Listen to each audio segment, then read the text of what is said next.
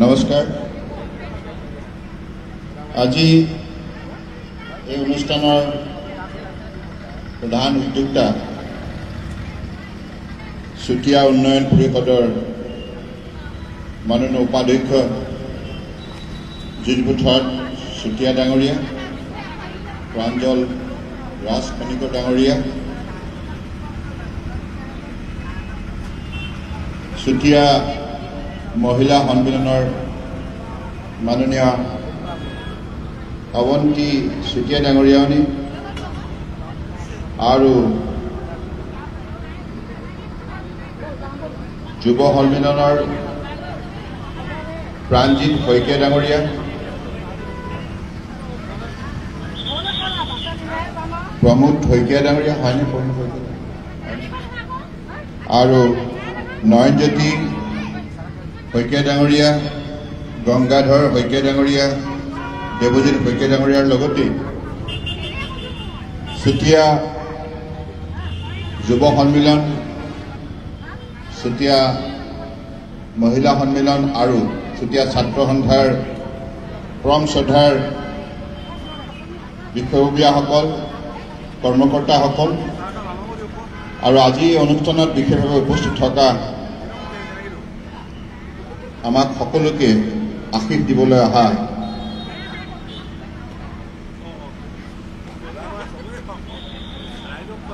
পৰম শ্ৰদ্ধাৰ মুনমুন সত্ৰৰ আদৰ্শ সত্ৰৰ সত্ৰাধিকাৰ শ্ৰদ্ধেয় বুলবুল মহন্ত,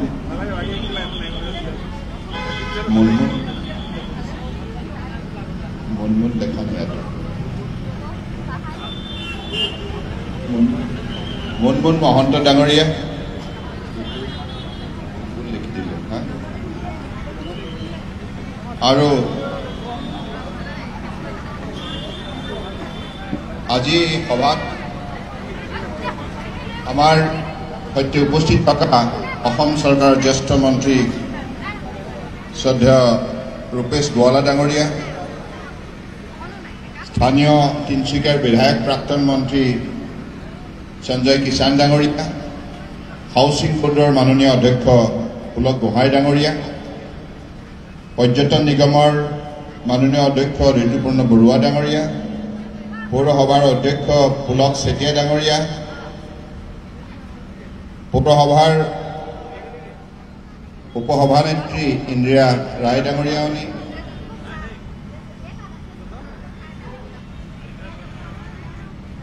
ডিব্ৰুগড় ডেভেলপমেণ্ট অথৰিটিৰ অধ্যক্ষ অসীম হাজৰিকা ডাঙৰীয়া, তিনিচুকীয়া ডেভেলপমেণ্ট অথৰিটিৰ অধ্যক্ষ কাজল গোহাঁই ডাঙৰীয়া,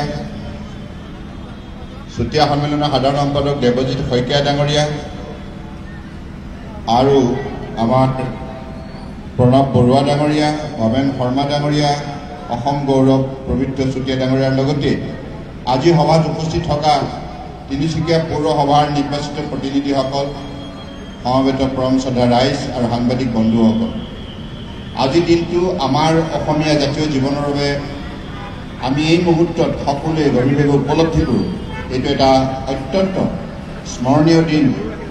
আজি তিনিচুকীয়া এখন চহৰ, যাক উত্তৰ পূৰ্বাঞ্চলৰ বাণিজ্য কেন্দ্ৰ হিচাপে সকলোৱে একেমুখে স্বীকাৰ কৰে, লিডিং ট্ৰেডিং চেণ্টাৰ।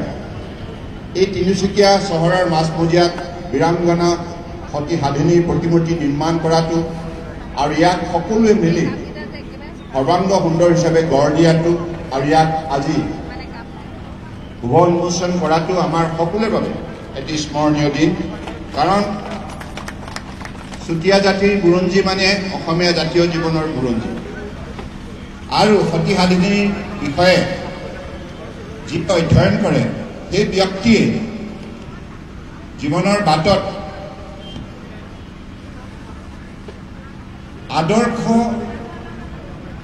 আৰু মৰ্যাদা, সততা আৰু নিষ্ঠা কেনেধৰণে ৰক্ষা কৰিব লাগে আৰু ইয়াৰ বাবে প্ৰয়োজন হ'লে সৰ্বোচ্চ ত্যাগ কৰাৰ নিমিত্তেও মানুহে প্ৰস্তুত থাকিব লাগে।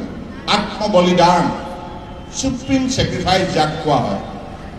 গতিকে বীৰাংগনা সতী সাধিনীয়ে বুৰঞ্জীৰ পাতত এনে এটা অধ্যায় সৃষ্টি কৰিলে, যি অধ্যয়ন কৰিলে মানুহে নিজক সততা নিষ্ঠাৰে জীৱনটো আগুৱাই নিয়াৰ বাবে অনুপ্ৰাণিত হয়, মনোবল পায়।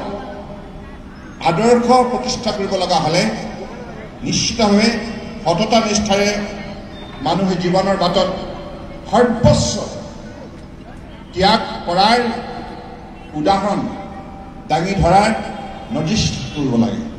গতিকে মই ভাবোঁ বীৰাংগনা সতী সাধিনীৰ এই প্ৰতিমূৰ্তিটোৱে সমগ্ৰ অসমৰ জনগণক আৰু যি ব্যক্তি এই পথেৰে অহা যোৱা কৰিব, সেই ব্যক্তিয়ে এই প্ৰতিমূৰ্তি দৃষ্টি নিক্ষেপ কৰাৰ লগে লগে ইতিহাসৰ সেই শক্তিশালী অধ্যায় মনলৈ আহিব।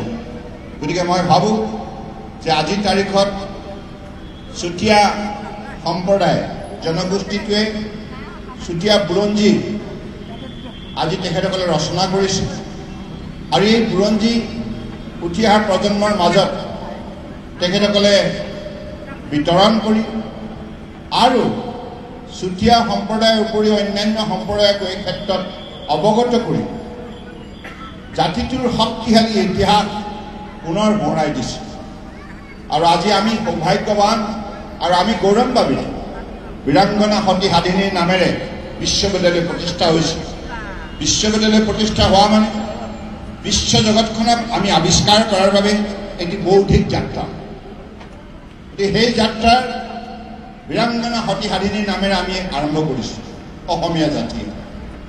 গতিকে সেইবাবে আমি উঠি অহা প্ৰজন্মই সকলো জাতি জনগোষ্ঠীয়ে অধ্যয়নপুষ্ট হ'বই লাগিব। অধ্যয়নৰ অবিহনে জ্ঞান আহৰণ কৰাটো সম্ভৱ নহয়, পৃথিৱীৰ বুৰঞ্জীক আৱিষ্কাৰ কৰাটো সম্ভৱ নহয়। গতিকে সেইকাৰণে পৃথিৱীৰ বুৰঞ্জীৰ পাতত এনেধৰণৰ যিমান মহান বীৰ বীৰাংগনাৰ কাহিনী লিপিবদ্ধ আছে, যিসকলে জীৱনৰ বাটত সৰ্বোচ্চ ত্যাগ কৰি আদৰ্শ প্ৰতিষ্ঠা কৰি গৈছে, মানৱ জাতিক শৃংখলাবদ্ধভাৱে গঢ় দিয়াৰ এটা শক্তিশালী বাৰ্তাৰ উপৰিও দিশ প্ৰদান কৰি গৈছে। গতিকে সেইসকল মহান বীৰ বীৰাংগনাক আমি স্মৃতিৰ পথাৰত ধৰি ৰাখিব লাগিব, সজীৱ কৰি ৰাখিব লাগিব। আৰু সেই কামে আজি চুতীয়া যুৱ সন্মিলন, চুতীয়া মহিলা সন্মিলন, চুতীয়া ছাত্ৰ সন্থাই এই কামকে কৰি তেখেতসকলক আজি সকলোৱে নিশ্চিতভাৱে ধন্যবাদৰ পাত্ৰ হৈছে। ময়ো তেখেতসকলৰ এই মহৎ কাৰ্যক শলাগ লৈছোঁ আন্তৰিকতাৰে। শিক্ষা, সংস্কৃতি আৰু ক্ৰীড়া মনত ৰাখিব লাগিব। শিক্ষা, সংস্কৃতি আৰু ক্ৰীড়া এই তিনিটা বিষয়বস্তুৰ ওপৰত যিকোনো এখন সমাজে যদি অত্যন্ত নিষ্ঠাৱান হয়, এই ক্ষেত্ৰত সাধনাত মগ্ন হয়, কঠোৰ পৰিশ্ৰমী হয়, প্ৰকৃত অনুশীলনত আত্মনিয়োগ কৰে, শৃংখলাবদ্ধতা, দায়বদ্ধতা আৰু দায়িত্ব নিষ্ঠাৰে পালন কৰে, সেই ব্যক্তি, সেই সমাজ, সেই ৰাজ্য, সেই ৰাষ্ট্ৰ পৃথিৱীৰ বুকুত সদায় শক্তিশালী হৈ থাকিব। গতিকে মই আজি এই সভাখনত তিনিচুকীয়া বিধানসভাৰ মাননীয় বিধায়ক প্ৰাক্তন মন্ত্ৰী সঞ্জয় কিষাণ ডাঙৰীয়াক ধন্যবাদ জনাইছোঁ। তেখেতে এই কাৰ্য সম্পূৰ্ণ কৰাৰ ক্ষেত্ৰত উল্লেখযোগ্য অৱদান আগবঢ়াইছে, আৰু তিনিচুকীয়া পৌৰসভাৰো ইয়াত উল্লেখযোগ্য তেখেতসকলে দায়িত্ব পালন কৰিছে। মই তেখেতসকলকো ধন্যবাদ জনাইছোঁ, আৰু আমাৰ সত্ৰাধিকাৰ প্ৰভু চৰণত মই সেৱা জনাইছোঁ। সকলোকে আপুনি আশীষ দিয়ক, যাতে উঠি অহা প্ৰজন্মই সকলো সময়তে অসমীয়া জাতিক বিশ্বৰ বুকুত শক্তিশালী ৰূপত জীয়াই ৰাখিবলৈ সক্ষম হয়। আৰু আজি একবিংশ শতিকাত আমি সকলোৱে জানো, যদি আমি পৰিশ্ৰম নকৰিলে আমি পৰিৱৰ্তন আনিব নোৱাৰোঁ। আৰু মাননীয় প্ৰধানমন্ত্ৰী নৰেন্দ্ৰ মোদী ডাঙৰীয়াই কৰ্ম সংস্কৃতিক অগাধ বিশ্বাস কৰে, অগ্ৰাধিকাৰ দিয়ে, যাৰ ফলশ্ৰুতিত আজি তেখেতৰ নেতৃত্বত ভাৰতবৰ্ষই বিশ্বৰ বুকুত এটা মৰ্যাদা সম্পন্ন স্থান কম সময়ৰ ভিতৰত দখল কৰিবলৈ সক্ষম হৈছে।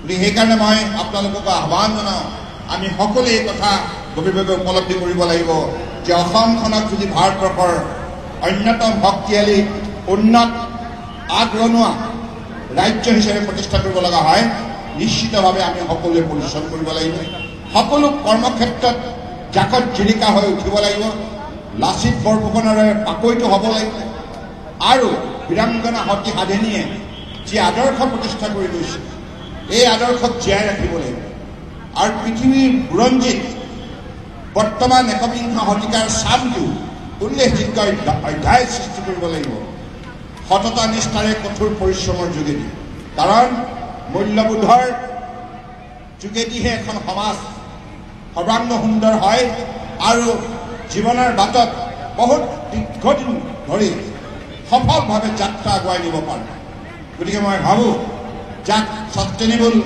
ছাকচেছ বুলি কোৱা হয় গতিকে আমাৰ সফলতা যদি স্থায়িত্ব লাভ কৰিব লগা হয় আমি সকলোৱে সেই দৃষ্টিভংগীৰে বীৰাংগনা সতী সাধনীয়ে দেখুওৱা পথেৰে আমি আমাৰ জীৱনটোক সজাই তুলিব লাগিব জাতিটোক বীৰ জাতি হিচাপে পুনৰ কৰ্মক্ষেত্ৰত প্ৰতিপন্ন কৰিব লাগিব মই আজি এইখিনি কথাকে কৈ আজি এই বীৰাংগনা সতী সাধনী প্ৰতিমূৰ্তি তিনিচুকীয়াৰ মাছমজিয়াত উন্মোচন হ'ল বুলি ঘোষণাও কৰিলোঁ আৰু লগতে আপোনালোকে অহাজনক যিখিনি দায়িত্ব দিলে যিখিনি মৰম চেনেহ দিলে তাৰ বাবে মই চুতীয়া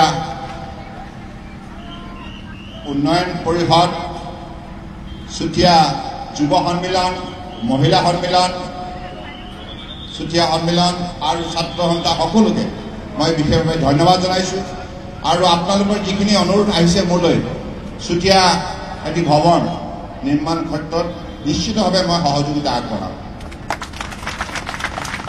ধন্যবাদ জয় অসম জয় হিন্দ ধন্যবাদ।